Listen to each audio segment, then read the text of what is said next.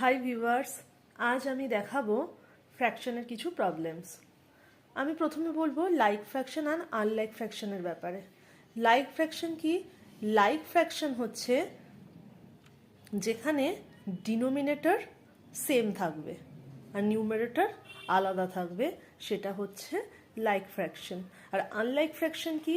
Unlike ফ্র্যাকশনে numerator same হবে আর denominator আলাদা হবে।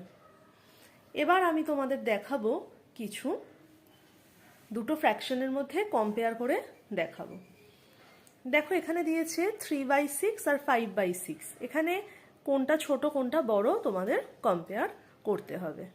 তো এটা দেখো 3/6 5/6, এখানে ডিনোমিনেটর সেম আছে, তাহলে এটা কি? এটা একটা লাইক ফ্র্যাকশন। আর লাইক ফ্র্যাকশনের ক্ষেত্রে কি হবে?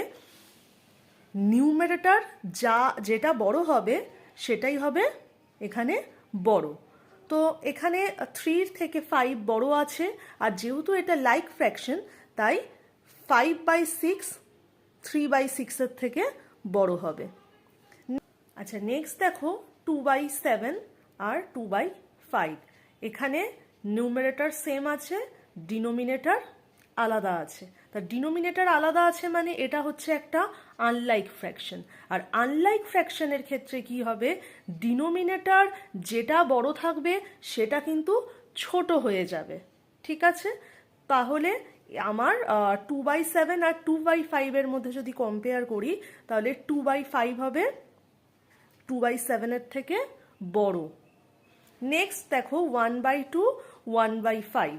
এখানেও দেখো নিউমারেটর সেম আর ডিনোমিনেটর ডিফারেন্ট মানে এটাও হচ্ছে একটা আনলাইক ফ্র্যাকশন।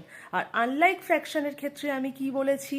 যেখানে ডিনোমিনেটর ছোট হবে সেটাই কিন্তু বড় হবে।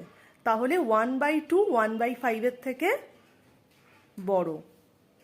নেক্সট দেখো 3/5 4/5। এখানে ডিনোমিনেটর সেম মানে এটা হচ্ছে একটা লাইক ফ্র্যাকশন। আর লাইক ফ্র্যাকশনের ক্ষেত্রে কি হয়? নিউমারেটর যেটা বড় সেটাই বড় হয়। তো এখানে 3/5 এর থেকে 4/5 বড়।